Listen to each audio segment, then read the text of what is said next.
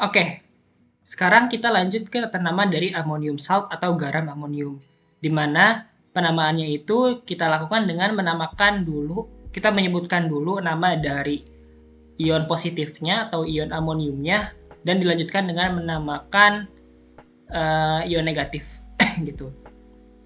Contohnya seperti ini, di mana si senyawa amonium ini dia berikatan dengan 4 buah alkil, maka kita beri nama pertama itu adalah tetrametil amonium.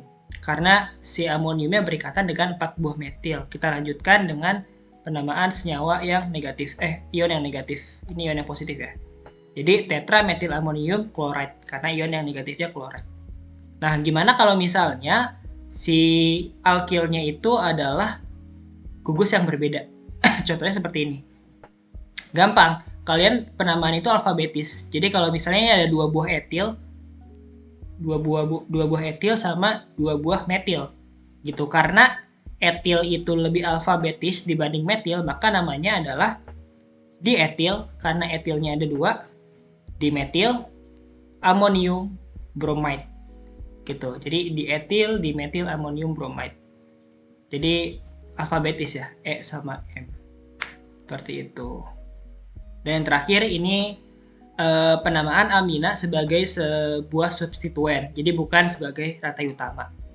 If the priority of amine is lower than the other functional group, name amino as the substituent. Jadi kalau misalnya si amina ini memiliki prioritas yang lebih rendah dibanding gugus fungsi yang lain, kita menjadikan amino ini sebagai substituen dengan menyebutnya sebagai amino gitu. Jadi bukan mengganti akhiran E dengan amin, tapi menyebutkan si gugus amin ini sebagai amino. Contohnya gimana? Oh ya, sebelum ke contoh kita lihat dulu deret prioritas gugus fungsi, di mana yang paling atas itu ada gugus karboksilat atau asam karboksilat, dan paling bawah ada alkil halida. Nah, di amin itu ada di posisi ini. Jadi kalau misalnya gugus fungsi, jadi misalnya ada amina bertemu dengan alkohol atau ada keton, maka si amina ini akan bertindak sebagai si substituen atau kita kasih nama amino. Tapi kalau misalnya si amina ini dia bertemu dengan gugus fungsi lain, misal ada ether atau alkil halida, dia akan bertindak sebagai amin. Seperti itu. Contohnya seperti ini. Jadi di sini ada senyawa propana, di mana dia berikatan dengan gugus alkohol dan gugus amina. Karena kita balik lagi ya, di sini amina itu prioritasnya lebih rendah dibanding alkohol, maka kita jadikan alkohol ini sebagai rantai utama, sebagai gugus fungsi utama, dan si amin ini sebagai substituen. Nah, untuk tata namanya ini mengikuti tata nama senyawa alkohol, dan si amina ini sebagai amino gitu. Kita beri nomor si alkohol, si sebelah kiri sebagai nomor 1, 2, 3. Jadi alkohol harus dikasih nomor paling rendah. Dan kita beri nama 3 amino propan 1 ol atau 1 propanol, yang menandakan bahwa alkohol ada terletak di nomor 1 gitu. Akhirannya ol karena mengikuti tata nama senyawa alkohol. Seperti itu.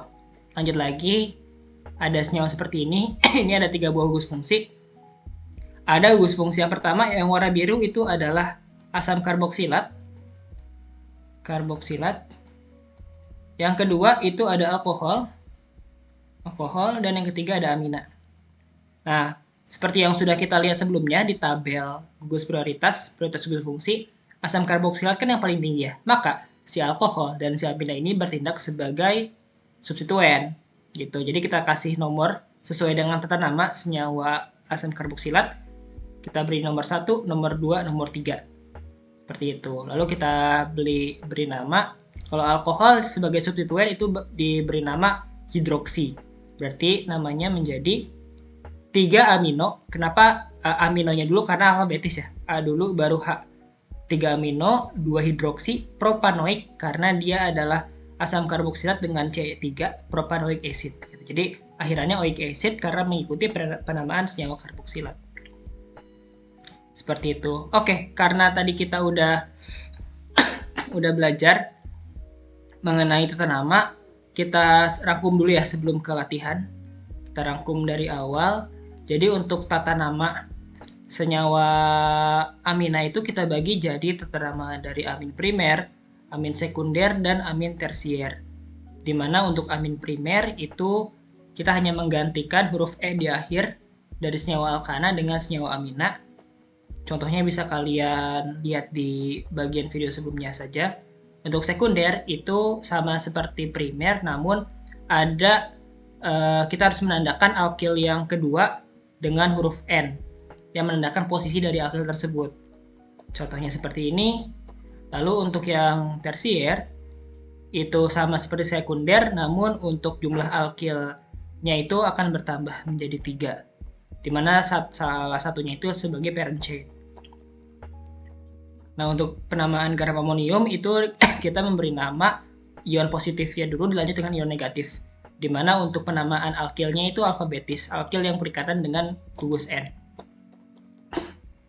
Lalu untuk yang amin sebagai substituen, kita akan menamakan gugus NH2 atau gugus aminanya dengan menyebutkan sebagai amino jika bertemu dengan gugus fungsi yang prioritasnya itu lebih tinggi dibanding amina. Ini ada deretnya, lalu kita penamaannya seperti ini. Bisa kalian simak di menit sebelumnya.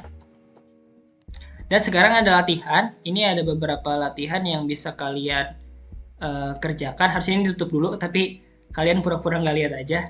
Nanti kalau misalnya kalian udah paham, kalian bisa mengerjakan latihan soal ini. Lalu nanti jawabannya bisa kalian lihat di bawah dari masing-masing struktur. Atau kalau misalnya ada pertanyaan, kalian bisa coba DM Instagramnya Study Series untuk lebih jelasnya, takutnya ini belum paham, atau bisa email juga. Nanti untuk emailnya kita lihat di slide terakhir. Paling untuk video kali ini cukup sekian mengenai nomenklatur senyawa amina. Kurang lebihnya mohon maaf. Untuk video selanjutnya kita akan membahas mengenai physical dan chemical properties of amine. Untuk video ini cukup sekian. Jangan lupa untuk follow Instagram Study Series @studyseries_, dan juga jangan lupa subscribe channel YouTube Study Series supaya nggak ketinggalan video-video dari Study Series. Dan jangan lupa dinyalakan juga loncengnya. Terima kasih dari gua Hendy dari Study Series. Sekian. Assalamualaikum warahmatullahi wabarakatuh.